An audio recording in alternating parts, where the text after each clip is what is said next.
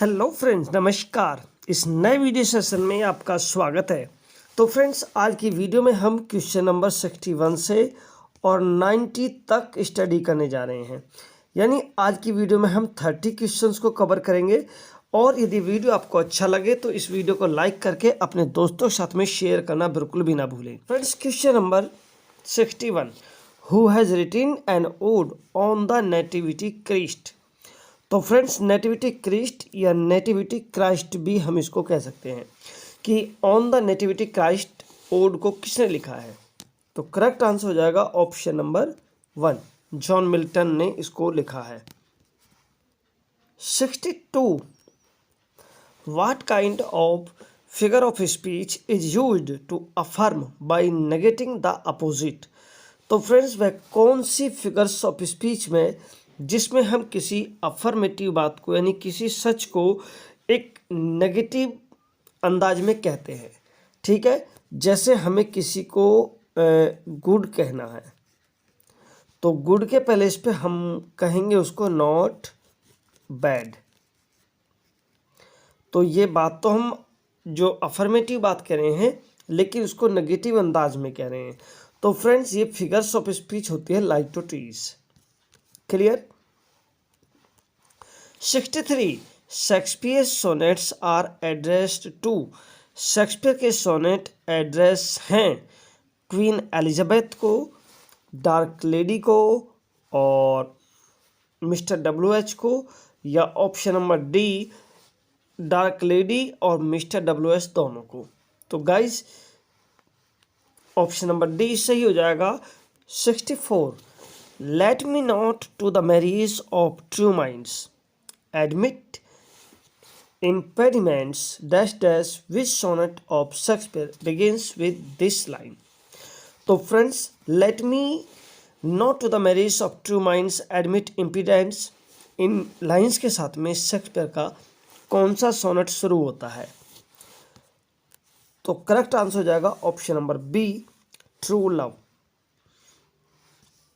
What is the meaning of august. तो friends, अगस्त का meaning या सिनोनिम्स आपको बताना है। मैजेस्टिक, इम्पोर्टेंट, डिफिकल्ट और ह्यूज। तो फ्रेंड्स, अगस्त का मीनिंग होता है मैजेस्टिक, शानदार, शाही, रॉयल भी जिसको हम कह सकते हैं। क्लियर। तो ऑप्शन नंबर 1 सही हो जाएगा, मैजेस्टिक। और question number 66, what is the meaning of opposite. तो फ्रेंड ध्यान देना, अपोजिट ये ऑपोजिट नहीं है, ये ऑपोजिट नहीं है, ये अपोजिट है। शुरू में ए आ रहा है, उचित या सूटेबल, यानी कि अप्रोप्रिएट। करेक्ट आंसर इसका हो जाएगा। क्वेश्चन नंबर 67 एंड 68, 4 ऑप्शन आपको दिए गए हैं। इनडायरेक्ट और डायरेक्ट स्पीच पर बेस होंगे। तो करेक्ट आंसर आपको बताना है चूज करके। 67, she said to me what can I do for you. उसने मुझसे कहा कि मैं आपके लिए क्या कर सकती हूँ। तो फ्रेंड्स, सबसे पहले सेड को बदलेंगे आस्क्ड में। क्लियर। दूसरा, कॉमा इन्वर्टेड कॉमा के प्लेस पर आ जाएगा व्हाट। क्लियर। और व्हाट कैन आई को हम कर देंगे व्हाट आई कैन। और आई फर्स्ट पर्सन है, फर्स्ट पर्सन को सब्जेक्ट के अनुसार बदलेंगे रिपोर्टिंग वर्ब के। क्लियर। तो रिपोर्टिंग वर्ब का जो सब्जेक्ट है वो शी है, तो इसलिए आई को भी हम कन्वर्ट कर देंगे शी में। तो फ्रेंड्स, ये हो जाएगा व्हाट शी, और कैन को कर देंगे हम could.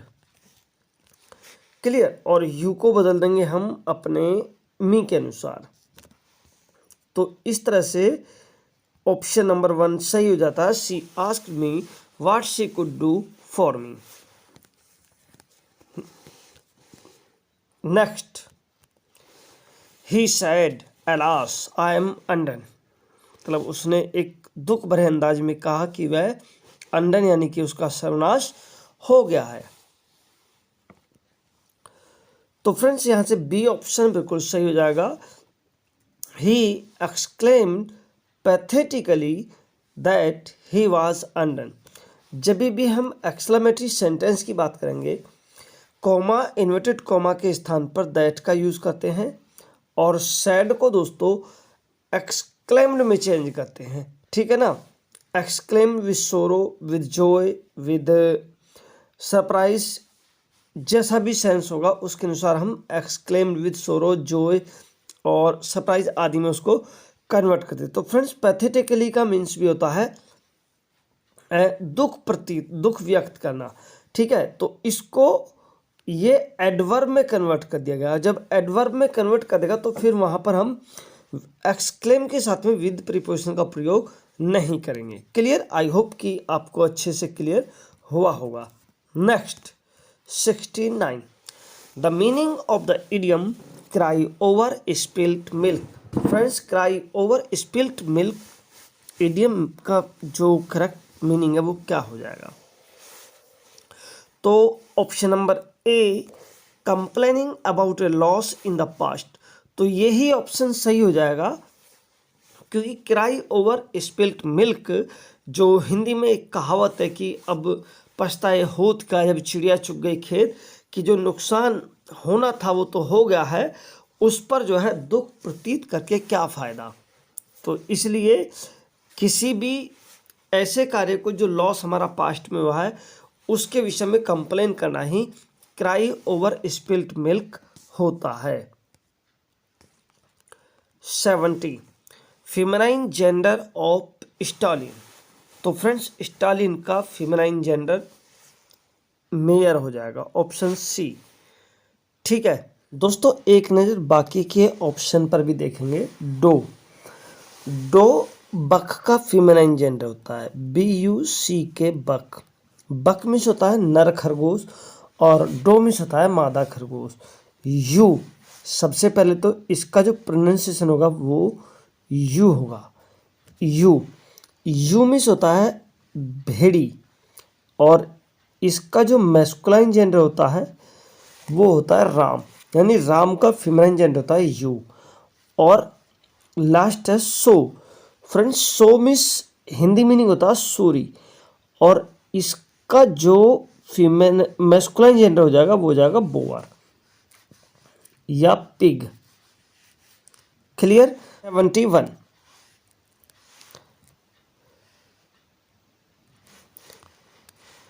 Which of the following is not correct with reference to narrations. Narrations के संबंध में कौन सा कथन सही नहीं है? तो friends option A, when reporting verb is in past tense then speech hence it change into tense. यदि रिपोर्टिंग वर्ब पास्ट टेंस में है तो जो हेंस है उसको हम देंस में चेंज कर देते हैं, ये ठीक है। In indirect reporting verb says to becomes tells, तो ये भी ठीक है। जो रिपोर्टिंग वर्ब होती है अगर वो सेज टू आता है यानी से या सेज के बाद में टू फॉलो होता है तो उसको हम टेल्स में ट्रांसफॉर्म कर देते हैं। In indirect could, should, would, might, is not change, यानी कि अगर ये आते हैं could, would, should, had to, तो फ्रेंड्स इनको हम कन्वर्ट नहीं करते हैं। Option D, in indirect either is change into neither. तो फ्रेंड्स हाइदर, ये आइदर नहीं हाइदर होना चाहिए था और हाइदर को हम नाइदर में नहीं फिर दाइदर में चेंज करते हैं। क्लियर? तो ये ऑप्शन ही इनकरेक्ट है। So option number D is correct. Okay, next question होगा, which book of Paradise Lost begins with an invocation to light. तो फ्रेंड्स पैराडाइज लॉस्ट की वह कौन सी बुक है जो इन्वोकेशन ऑफ लाइट के लिए शुरू होती है? Book 9th, book 4th, book 3rd और बुक 6th। तो करेक्ट आंसर हो जाएगा book 3rd। 73, who is next in command after Saturn in paradise lost. Paradise lost में सैटर्न के बाद में जो नेक्स्ट है वो कौन है? तो आंसर हो जाएगा दोस्तों option number B, Beelzebub. 74, when the assault was intended to the city is a sonnet written by।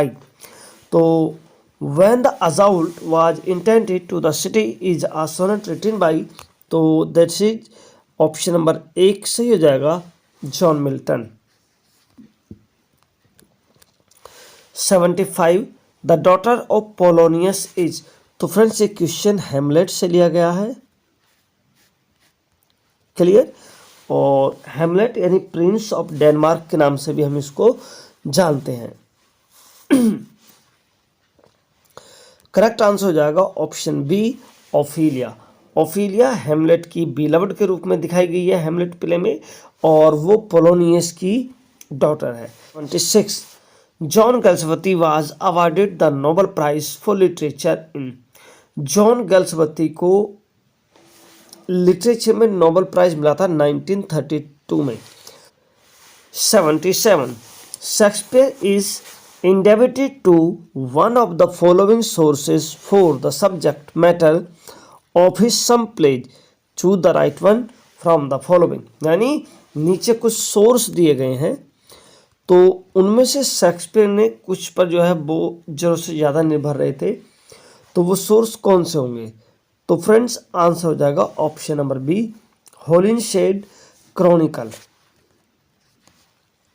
78 in what century and in what literary era was the first Gothic novel written, कि वह कौन सी century थी और कौन सी literary era थी जिस समय Gothic novel को पहली बार लिखा गया था?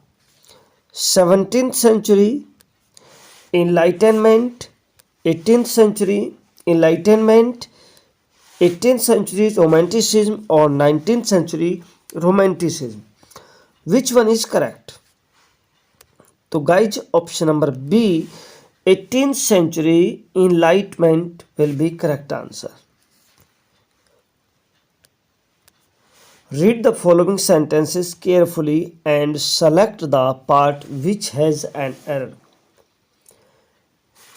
Usually Rajesh hasn't take part in these types of events because of his hectic schedule।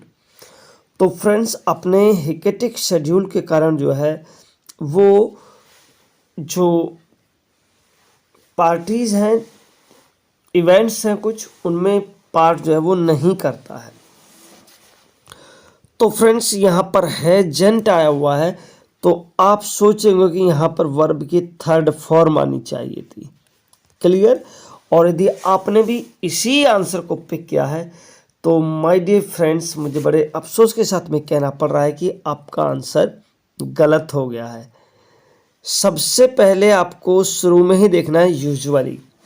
जब भी किसी सेंटेंस में usually, generally, never, always, seldom, rarely, इस तरह के यानी एडवर्ब ऑफ फ्रीक्वेंसी यदि आता है तो फ्रेंड ध्यान रखना वो सेंटेंस सभी सिंपल प्रेजेंट में बनते हैं।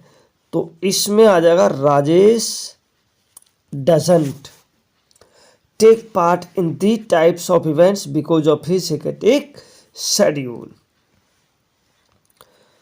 आई होप कि आपको क्लियर हो रहा होगा।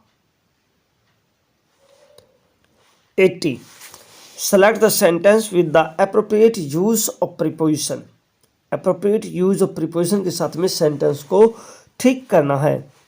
First the lion and the unicorn fought between the crown.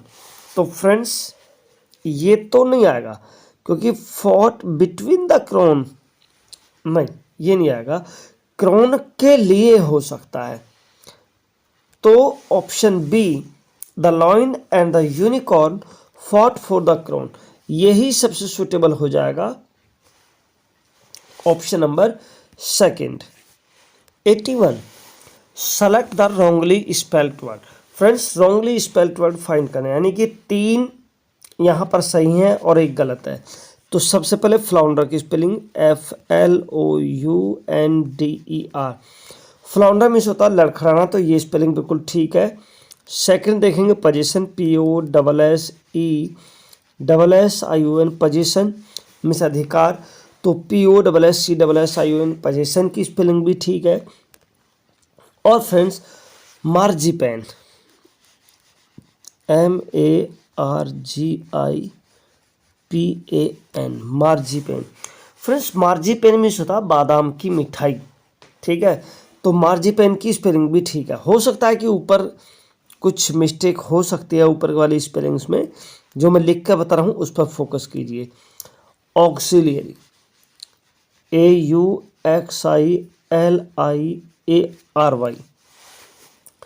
तो फ्रेंड्स ऑक्सिलियरी की स्पेलिंग गलत है, यहाँ पर डबल एल नहीं आएगा, LI आना चाहिए था, ठीक है।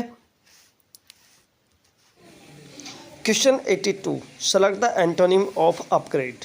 अपग्रेड का करेक्ट एंटोनिम्स आपको बताना है। ऑप्शन होंगे एडवांस, लीन, डिमोट और एलिवेट। तो फ्रेंड्स एडवांस और एलिवेट ऑप्शन 1 और 4 इसके सिनोनिम्स हो जाएंगे, और इसका antonyms option number 3 demote correct answer हो जाएगा।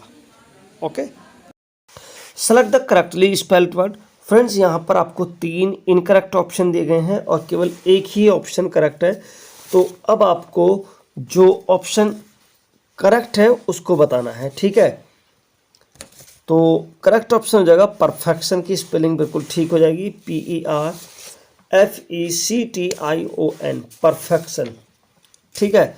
और फ्रेंड्स यदि बाकी की स्पेलिंग को देखते हैं तो बिजारे की स्पेलिंग हो जाएगी BIZARE, बिजारे, BIZARRE, बिजारे, ठीक है। और इनफैक्चुएशन, FATU और ATION, इनफैक्चुएशन, क्लियर। यहाँ से देखेंगे इन FATUATION, इनफैक्चुएशन। और फ्रेंड्स फॉर्चूनेट की स्पेलिंग आपको पता ही होनी चाहिए, FORTUNATE,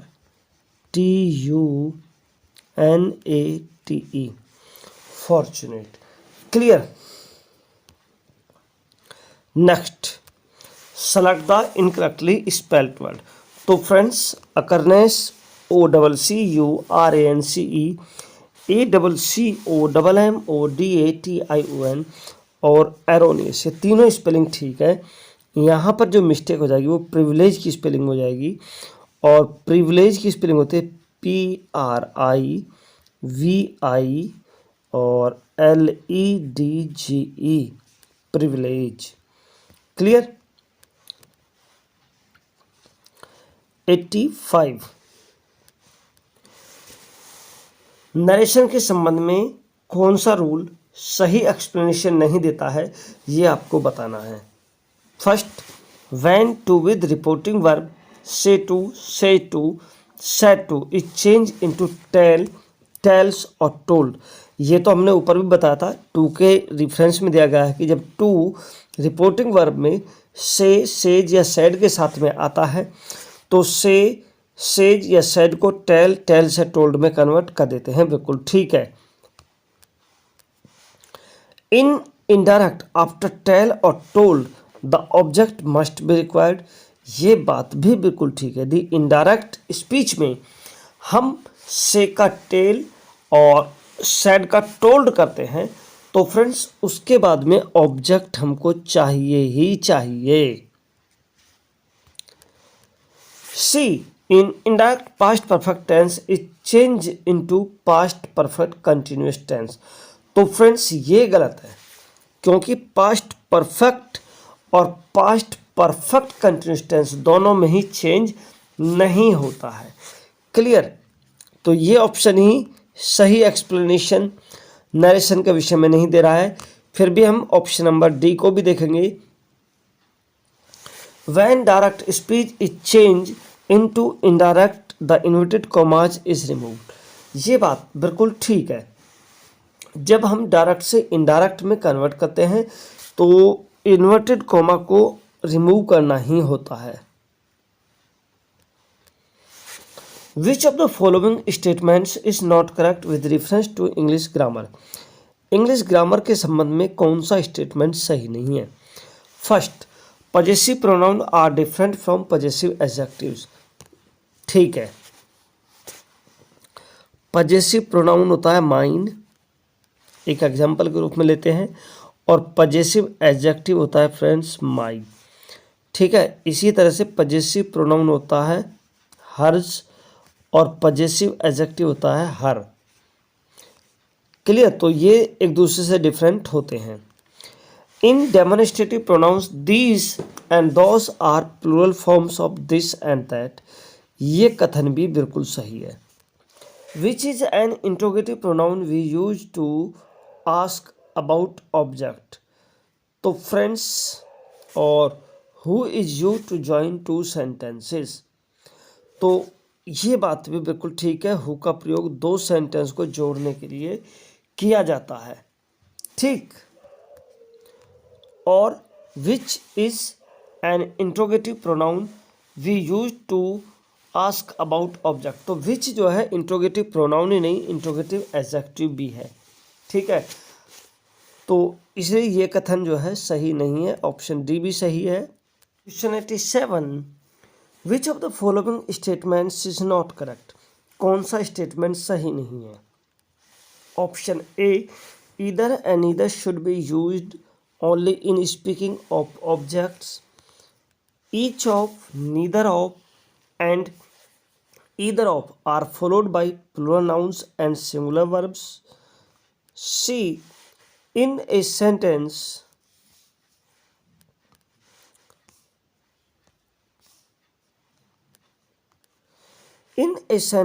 an adjective comes before or after the naming words or adjective of numbers are cardinal and ordinal। तो फ्रेंड्स, सभी ऑप्शंस को पढ़ने के बाद में हम इस निष्कर्ष पर पहुंचते हैं कि ऑप्शन डी सही है। एडजेक्टिव ऑफ नंबर कार्डिनल और ऑर्डिनल दोनों होते हैं। ये इंडेफिनेट और डेफिनेट होते हैं, तो डेफिनेट में कार्डिनल और ऑर्डिनल दोनों आते हैं। In a sentence an adjective comes before और आफ्टर द नाउन और नेमिंग वर्ड्स। तो फ्रेंड्स, एडजेक्टिव भी पहले भी और बाद में भी दोनों तरीके से आ सकता है। Each of, neither of and either of are followed by plural nouns and singular verbs. तो ये भी फ्रेंड्स ठीक है। तो ऑप्शन बताता है एक, जो करेक्ट एक्सप्लेनेशन नहीं देता है, क्योंकि ईदर और नीदर का प्रयोग केवल ऑब्जेक्ट के लिए ही नहीं, सब्जेक्ट के लिए भी किया जाता है। Clear. Next one, 88, which of the following idiomatic comparison is not correct. तो फ्रेंड्स, कौन सी आइडियोमेटिक कंपैरिजन जो है करेक्ट नहीं है, चेक किए लेते हैं। 10 डेज वंडर, तो जैसा कि शुरू में ही पढ़ने को मिला 10 डेज वंडर, तो फ्रेंड्स ए 9 डेज वंडर होता है, 10 डेज वंडर नहीं होता है। तो बाकी के ऑप्शन को देखने की जरूरत नहीं है, क्योंकि बाकी बी, सी और डी सभी ऑप्शन सही हैं। 89, which of the following is mismatch with reference to word और एंटोनिम सीक्वेंस। तो फ्रेंड्स, पेसिफाई का एनॉय होता है। पेसिफाई मीन्स शांत करना, एनॉय मीन्स क्रोध करना, पेल मीन्स किसी चीज़ को दूषित करना, मूर्छित करना, और चेस्टाइज मीन्स उस चीज़ को पवित्र करना, साफ करना। पार्डन का दोस्तों इम्पैच होता है, पार्डन मीन्स क्षमा करना और इम्पैच में दोष लगाना। और पैसियोनेट का दोस्तों एपैथिक नहीं होता। तो ये ऑप्शन नंबर डी करेक्ट हो जाएगा, जो मिसमैच है। Next, which of the following words is miss spelled. तो फ्रेंड्स, एकिन, एकिन की स्पेलिंग ठीक है, क्लियर, और इंगेज की स्पेलिंग भी ठीक है। और फ्रेंड्स, स्टालिन की स्पेलिंग तो हम पहले ही पढ़कर आ चुके हैं, स्टालिन की स्पेलिंग भी बिल्कुल ठीक है। तो स्पेलिंग बनती है एसवेज, एसवेज की करेक्ट स्पेलिंग होती है ASSUAGE, एसवेज। क्लियर। तो फ्रेंड्स, इस वीडियो में हम 90 तक की स्टडी करेंगे। आगे के जो 35 क्वेश्चन है उसको हम अपनी नेक्स्ट वीडियो में शामिल करेंगे, और उसके बाद में एक कंप्लीट ये 125 क्वेश्चन का प्रैक्टिस सेट हो जाएगा, जिसको हम आपको परसों, ठीक है ना, फुल प्रैक्टिस सेट के साथ में शेयर करेंगे। तो तब तक के लिए नमस्कार, बने रहिए हमारे साथ में।